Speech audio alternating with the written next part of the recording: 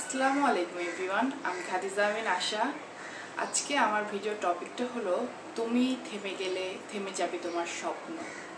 Yes, আমরা অনেকেই অনেক কিছু হতে চাই, যেমন কেউ শিক্ষক হতে চায়, কেউ ডাক্তার হতে চায়, কেউ ইঞ্জিনিয়ার, কেউ বড় উদ্যোক্তা হতে চাই। কিন্তু আমরা যেটা চাই সেটা কি সবসময় সম্ভব? যদি আমরা আমাদের স্বপ্নের পথে না হাঁটি তাহলে তার এটা সম্ভব হবে না।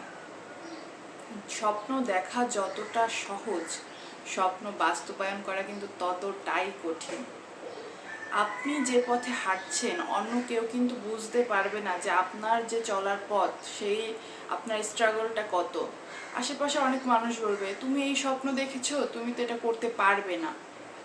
কিন্তু তুমি কি জানো, তুমি যদি চেষ্টা করো তাহলে, যদি তোমার ভাগ্যে থাকে, অবশ্যই তোমাকে চেষ্টা করতে হবে এবং ভাগ্যে থাকতে হবে, অবশ্যই তুমি সেটা অর্জন করতে পারবে। তাই আশেপাশে কে কি বললো সেটা নিয়ে পড়ে থাকলে হবে না।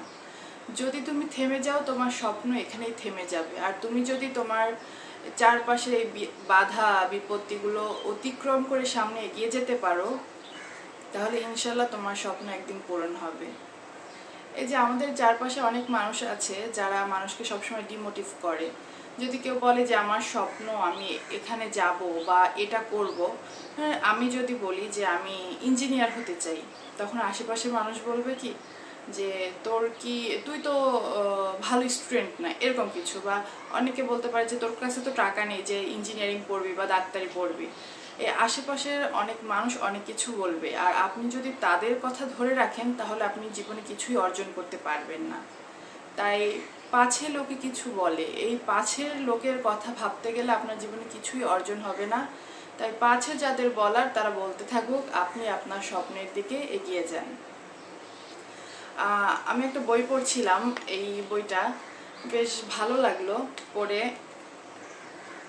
এখানে মানে অনেকটা মানে আমাদের যে জীবন সম্পর্কিত, যে আমরা সকালে ঘুম থেকে উঠে আগে ফোনে নোটিফিকেশন চেক করি যে আমাদের কয়টা মেইল আসলো, কয়টা মেসেজ আসলো, বা আমরা কাল রাত্রে একটা পোস্ট দিয়েছি, কয়টা কমেন্টস এসেছে। মোস্ট অফ দ্য পিপল এই কাজটাই করে, আমি নিজেও করি। কিন্তু এটাই কিন্তু আমরা আসলে মানে জীবনে পিছিয়ে যাচ্ছি। আমরা শুধুই একটা দিকেই ভাবছি যে আমরা কি করছি, ওইটা নিয়েই ভাবছি।